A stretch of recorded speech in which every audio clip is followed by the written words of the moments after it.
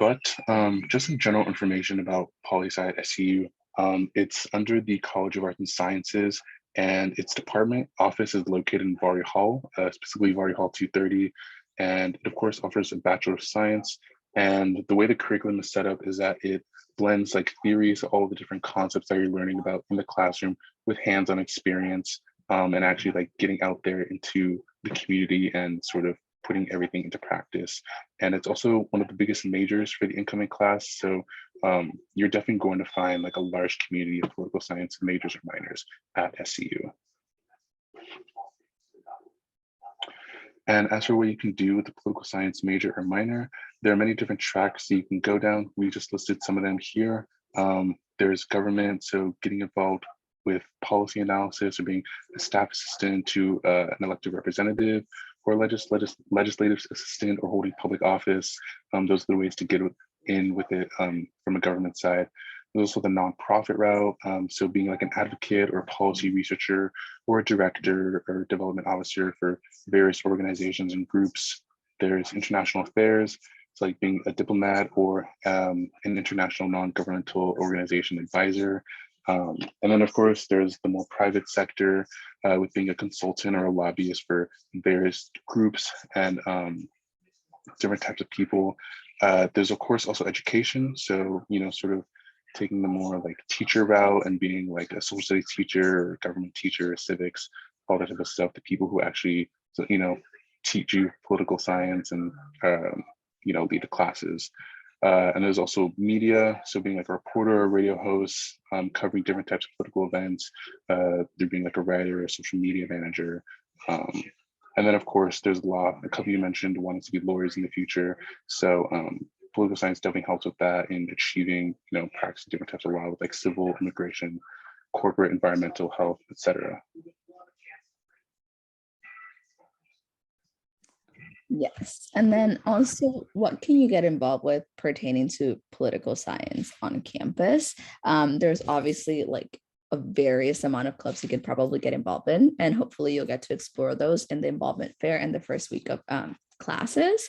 But we just highlighted some of the most prominent ones that we've usually seen students get involved with. But of course, you can get involved with more than these.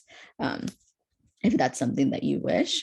So one of the most popular ones is actually Associated Student Government, commonly known as ASG. And this is essentially the organization that represents the undergraduate student body, as well as their issues, concerns, and their needs. So sort of like being a voice for every one of the students and making sure that those voices are being heard and that those needs are being met. And so if you become part of ASG, you can be part of different branches or committees. They sort of mock or like, emulate the system of the US. So they have a judicial branch, they have a Senate, they have an executive branch, and so on and so forth. Chiso is actually part of ASG. So if you have any specific questions relating to it, you could always reach out to him. We also have SCU mock trial. So for those who are interested in going into law, this is a really good way to experience the different aspects of court proceedings and see what it's like to sort of like delve into a case and see what that would look like playing in action. There's also SCAP. So if you're thinking of going into activism, which I think is a big part of being a poli-sci major and just being, interested in politics in general, you could always become part of this group, which applies activism and justice to address social issues both in and around campus community. There's various different routes that you can get involved with. So this is a really good organization to join. And we also have the Santa Clara, which is the SCU student-led and run newspaper. So this is a way where you can address and sort of bring awareness to various issues that concern politics or that don't concern politics. Completely up to you on that. And if we can go to the next slide. Okay, so internships and fellowships. Y'all are barely starting your first year, so don't take this as a way to like pressuring you into getting an internship right away. Absolutely take it at your own pace. But the Department of Political Science at SCU has created a whole page designed to address internships and fellowships that students can get involved in. It is actually run by one of our amazing professors, which is Professor Harrigan. So he's the person to reach out to if you ever want to learn more about these. But you might be wondering, what is the main difference between internships and fellowships? So internships are basically a little bit more low pressure, sort of like ways to get some hands-on experience in different fields. You might be doing a lot of like being mentored or shadowing different individuals who are already in the field, or different companies or different branches. Whereas fellowships sort of take that more advanced and upper route, where you might be doing a lot more independent work and less shadowing, but actually more diving into the work. So that's a good way to differentiate those. In terms of internships, this page provides opportunities that can be surrounding the Bay Area if you're planning on staying local, or up to Washington, D.C., or other opportunities around the country, if that's something that you might be interested in. Some Bay Area opportunities can be categorized, whether you want to be involved with the California legislature, law enforcement, local government, nonprofit, public law, Congress, etc. In terms of the Washington or more national opportunities, you can get involved with the executive branch, the judicial branch, legislative branch, political parties, think tanks, nonprofits, and whatnot. And then in terms of fellowships, there's quite various fellowships highlighted in the website. I just picked out some to highlight down here, but like I said, there's a lot more, and I'll try to link that page on the chat later on, so y'all can access and see all of those in more detail. But some of them are, for example, the First Generation Civil Rights Fellowship, Frederick Douglass Global Fellowship, the Green Program Fellowship, Humanity in Action Fellowship, and of course, so much more. And one really cool thing about political science department is that you can actually get course credits for doing internship work, which is really cool. So you can enroll, for example, in Poly 198A or Poly 198B, which are both 5-unit courses that require 100 hours of internship work, and also include coursework such as like writing papers, doing discussion posts, readings, etc. If you want to not go so much on like, because 5-unit course is like quite a heavy amount or like of work, or extensive amount of work, and you want to take a more lighter route, you could always do Poly 198, which is a 2-unit independent study class, and then it requires less than 100 hours of internship work. So whichever one works best for you, they're both there. Okay, and now we're just going to get into some more information about the major and how things are run.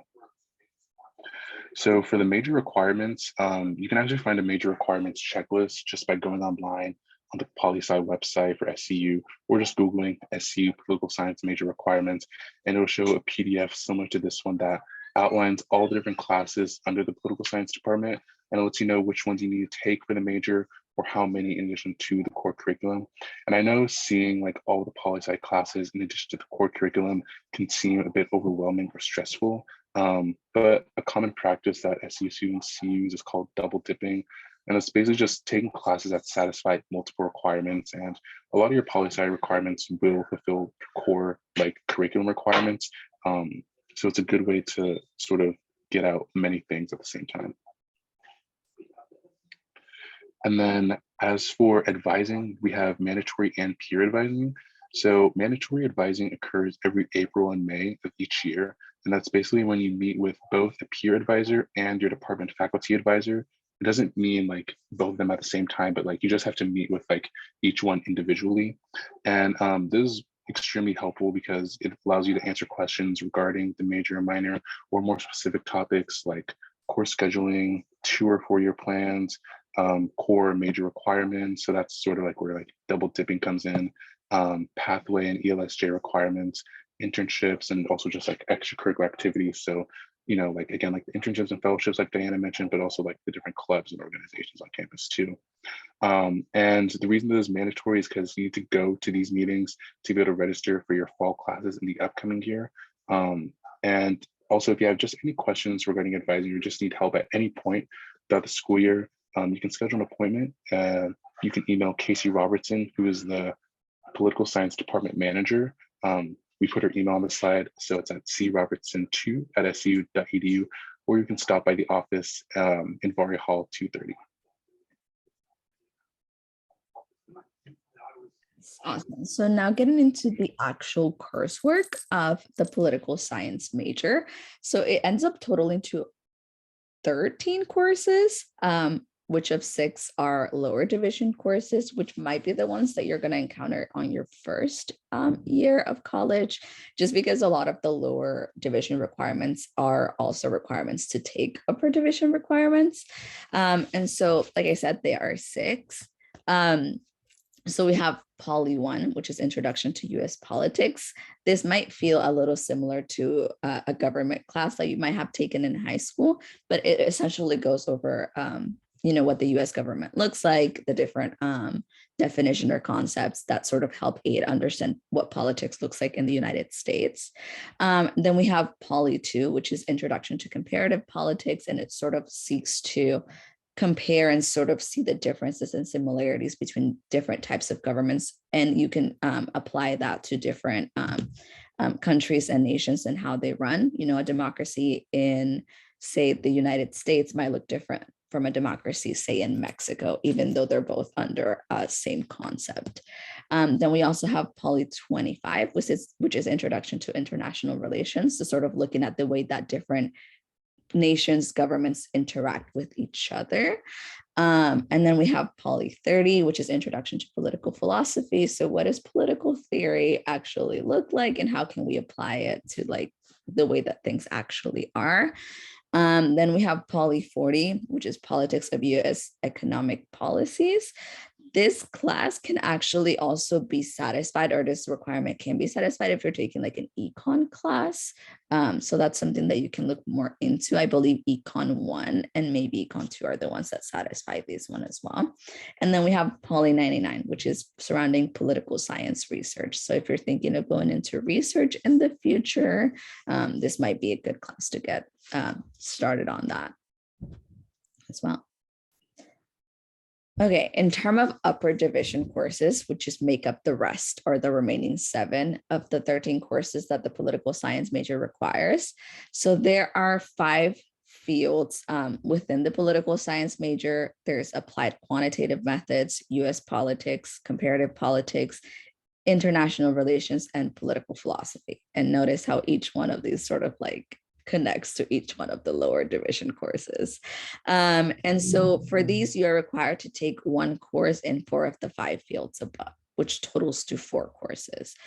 So if there's one of these, say political philosophy is totally not your route after you took Poly 30, then you can waive that out and just take the remaining 4 of those.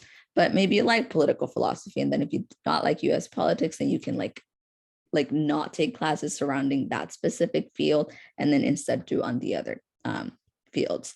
But some examples of some courses that you might take are applied quantitative methods, American political thought, global environmental politics, or politics in the Middle East. So there's a bunch of options that you can explore. After that, you are required to take 2 electives from any of the 5 fields above. So you can just pick 2 classes from any of the fields above that you want to get to know more. And one of these ones may be include one of the 5-unit internship class that we talked about earlier. So if you're getting involved with an internship and you want to take one of those classes, that would be a class that both gives you credit for your internship and also satisfies a major requirement.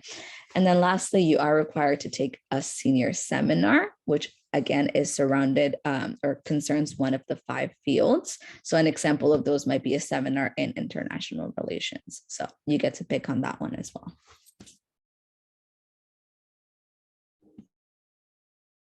Okay, so now we're going to get into the 3 different emphases that most political science students either declare. Obviously, it's optional to declare one of these, but they're there in case you want to go deeper into a specific aspect of political science. So the first one we have is the pre-law emphasis, and that focuses on the study of law and cultivating the analytical and communication skills that are required to become a lawyer in the future. And there's also the international relations emphasis, and that focuses on international systems, how different countries interact with each other, as Diana mentioned earlier. And yes, the interaction of national and non-national actors on the global stage. And then lastly, there's the public sector studies emphasis, and that focuses on the creation, implementation, and analysis of public policies and government/public organizations. So very much like the United States government, different organizations, how they work and operate with each other. And you'll see if you clicked on the link that Diana put in the chat earlier that shows a checklist. This is also on the second page of the checklist, and it shows the different classes that relate to each of the different emphasis. And you can also, again, stop by the political science office in Vari to get more information on each of them and how to declare one, and just seek out advising on the best way to fit these emphases into your course schedule. Okay, so now we're going to get into some information about the minor, which is very similar, but it's much more simplified. So basically, to have a minor in political science, you just have to complete 7 courses to achieve a minor. So that can be any 7 political science courses. And once you achieve that, you have a minor in political science. Pretty straightforward and pretty easy to achieve.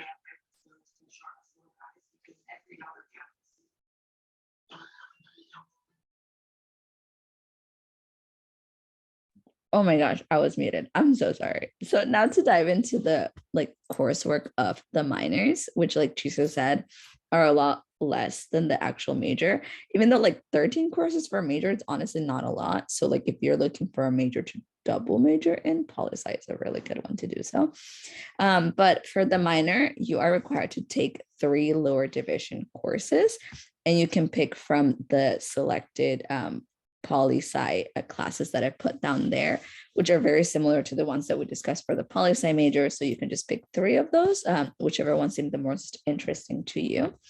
And then you're also required to take 3 courses that are upper division, and they can be any 5-unit political science lecture courses. So you just want to make sure that they are 5 units, and then you're good to take whichever one you feel the most interested in.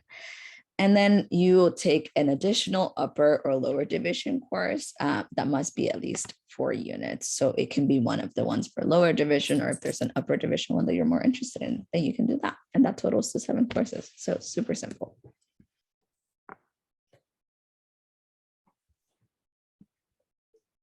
Chiso, you're muted. Now we're going to get into the Q&A section. So if you have any questions that